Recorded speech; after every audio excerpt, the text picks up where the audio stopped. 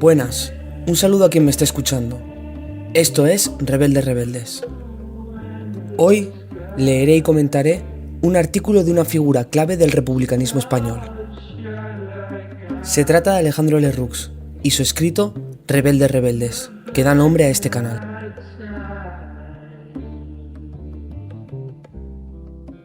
Alejandro Lerroux nació en el pueblo cordobés de La Rambla, en 1864. Se dedicó al periodismo, escribió en el diario El País y fundó periódicos republicanos como El Progreso, El Intransigente o El Radical.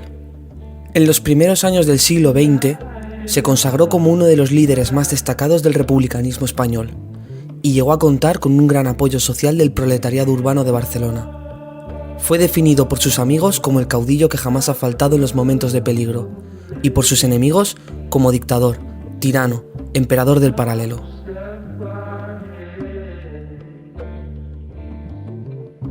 El día 1 de septiembre del año 1906, el primer número de La Rebeldía, periódico de la Unión Republicana, publicaba su artículo Rebeldes Rebeldes, que dice así: Si habéis de ingresar en una disciplina rutinaria y atávica, de jerarquías y de pontífices, de adhesión incondicional y de respeto sin límites, si venís a continuar la obra del pasado, jóvenes, plegad la roja bandera, dejad vírgenes las cuartillas, poneos los manguitos y volved al escritorio, vestíos la blusa y volved al mostrador. Coged los libros y volved a la escuela, donde se fabrican hombres de provecho sobre los textos de la tradición. Pero si de verdad se ha encendido en vuestro corazón el fuego de la santa rebeldía, andad, seguid adelante sin parar, hasta que caigáis reventados en el camino o hasta que os salgan las barbas malditas de los hombres, donde hizo presa Dalila para rendir la fortaleza humana. Rebelaos contra todo, no hay nada o casi nada bueno. Rebelaos contra todos, no hay nadie o casi nadie justo. Si os sale al camino un mozo y os dice: jóvenes, respetad a los viejos, decidle: mozo, entierra tus muertos donde no les profanen los vivos. Si os apostrofan los genios alarmados de vuestra irrupción impetuosa y resonante, contestadles: somos la nueva vida, Adán nace otra vez. Llevad con vosotros un bolsillo de respetos y un costal de faltas de respeto. El respeto inmoderado crea en el alma gérmenes de servidumbre. Sed arrogantes, como si no hubiera en el mundo nadie ni nada más fuerte que vosotros. No lo hay. La semilla más menuda prende en la grieta del granito, echa raíces, crece, yende la peña, rasga la montaña, derrumba el castillo secular, triunfa. Sed imprudentes, como si estuvieseis por encima del destino y de la fatalidad. Sed osados y valerosos, como si tuvieseis atadas a vuestros pies la victoria y la muerte. Sois la vida que se renueva, la naturaleza que triunfa, el pensamiento que ilumina, la voluntad que crea, el amor eterno. Luchad, hermosa legión de rebeldes, por los santos destinos, por los nobles destinos de una gran raza, de un gran pueblo que perece, de una gran patria que se hunde. Levantadles para que se incorporen a la humanidad, de la que están proscriptos hace 400 años. Jóvenes bárbaros de hoy, entrad a saco en la civilización decadente y miserable de este país sin ventura. Destruid sus templos, acabad con sus dioses, alzad el velo de las novicias y elevadlas a la categoría de madres, para virilizar la especie. Penetrad en los registros de la propiedad y haced hogueras con sus papeles, para que el fuego purifique la infame organización social. Entrad en los hogares humildes y levantad legiones de proletarios, para que el mundo tiemble ante sus jueces despiertos. Hay que hacerlo todo nuevo, con los sillares empolvados, con las vigas humeantes de los viejos edificios derrumbados. Pero antes necesitamos la catapulta que abata los muros y el rodillo que nivele los solares. Descubrid el nuevo mundo moral y navegad en su demanda, con todos vuestros bríos juveniles, con todas vuestras audacias apocalípticas. Seguid, seguid.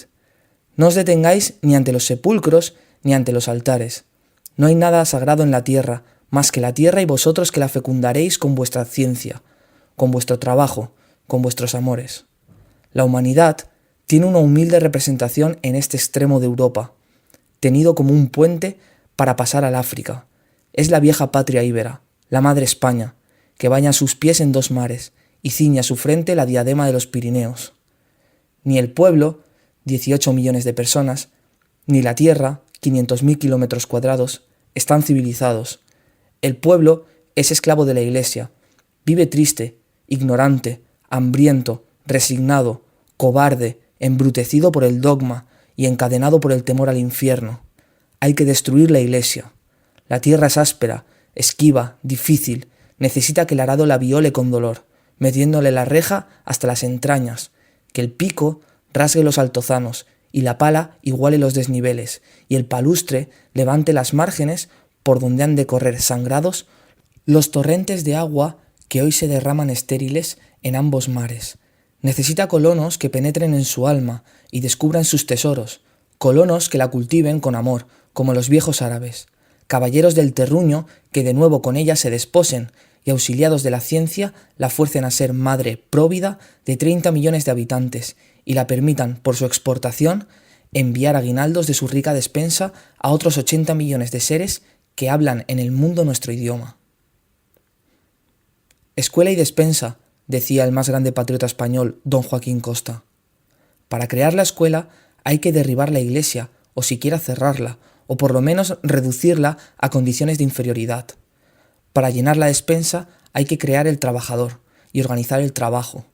A toda esa obra gigante se oponen la tradición, la rutina, los derechos creados, los intereses conservadores, el caciquismo, el clericalismo, la mano muerta, el centralismo, la estúpida contextura de partidos y programas concebidos por cerebros vaciados en los troqueles que fabricaran el dogma religioso y el despotismo político. Muchachos, haced saltar todo eso como podáis, como en Francia o como en Rusia. Cread ambiente de abnegación. Difundid el contagio del heroísmo. Luchad, matad, morid. Y si los que vengan detrás no organizan una sociedad más justa y unos poderes más honrados, la culpa no será suya, sino vuestra. Vuestra, porque en la hora de hacer habréis sido cobardes o piadosos.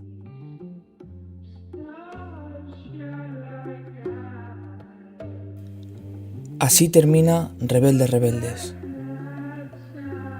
La idea que Lerroux transmite a sus legiones de jóvenes bárbaros es avanzar sin mirar atrás, pasar por encima del pasado y de una tradición que tiene su máxima expresión en la Iglesia, entendida como un obstáculo para el progreso de una nación que vive momentos bajos, la española.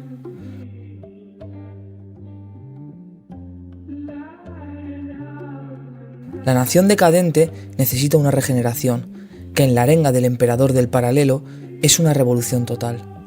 No obstante, ya escribió Marx en las primeras páginas del 18 Brumario de Luis Bonaparte que la tradición de todas las generaciones muertas oprime como una pesadilla el cerebro de los vivos, es decir, que hasta las revoluciones buscan el auxilio de los espíritus del pasado, o lo que es lo mismo, sus referencias históricas. Los referentes explícitos de Lerroux están en Francia, no sabemos si en 1789, en 1848 o en la Comuna de París de 1871, aunque se puede suponer, y en la Revolución Rusa de 1905, que forzó la transformación del absolutismo zarista de Nicolás II en una monarquía constitucional. Alejandro Lerroux entendía la rebeldía como la lucha violenta contra lo establecido, pero entre sus enemigos políticos no solo se encontraban los partidos dinásticos, sino también la Lliga Regionalista de Cambó o Solidaritat Catalana, un partido recién formado que aglutinaba catalanistas, republicanos federalistas y carlistas, y que fue liderado por Nicolás Salmerón, considerado desde entonces un traidor al republicanismo por los lerrouxistas, que siempre relacionaron el catalanismo y el separatismo con el carlismo y con la reacción. Desde la Veu de Cataluña, el medio difusor de las ideas de la Lliga, se acusaba a los republicanos de Lerroux de caciquistas disfrazados, perturbadores, anarquistas, centralistas, enemigos de Cataluña, etc. Esta confrontación política hacía que se extremaran las precauciones a la llegada de los comicios. Desde La Rebeldía, el periódico republicano de la facción lerrouxista, se daban claras directrices: preparad la estaca, imponer la razón por la fuerza, que ningún republicano falte a su puesto y que ninguno vaya solo, con el fin de protegerse y anticiparse a las trampas y a la violencia que presuponían que cometerían sus oponentes de Solidaritat Catalana. De hecho, hay fuentes que atestiguan que Alejandro Lerroux fue ejemplo del espíritu de combate que predicaba a sus jóvenes partidarios. Hay constancia de que participó en duelos, además de otros ejemplos, como cuando en 1914, ante la advertencia policial de que una turba de 300 personas le esperaba a la salida de un bar para recriminarle su posición favorable a los aliados en la Gran Guerra, respondió que él siempre daba la cara y tuvo que soportar junto con sus 3 acompañantes la violencia de la masa hasta que lograron alcanzar el coche. Antes de terminar este comentario, estaría bien aludir al viraje de Lerroux hacia el republicanismo moderado y conservador en los años siguientes.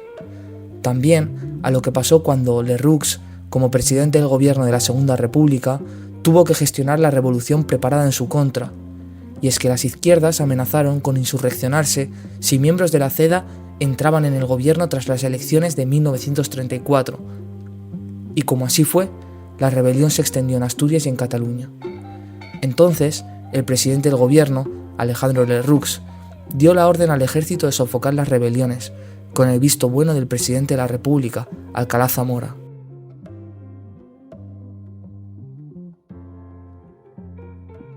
Exiliado en 1937, Lerroux escribió La pequeña historia de España, en la que aprovechó para justificar el golpe de Estado de 1936, como medida preventiva para impedir la toma del poder por parte del socialismo revolucionario, que él mismo mandó reprimir unos años antes en Asturias.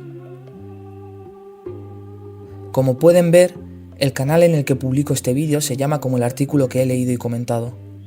Pero debe quedar claro que en este canal no se tienen por qué defender las ideas que se explican ni en este caso ni en los que seguirán. De hecho, aquí hablaré de personajes y de ideas que me resultan destacables por distintos motivos, y si no hay un posicionamiento explícito, no significará que necesariamente comparta lo que explico. Con esto me despido, gracias por la escucha, hasta la próxima.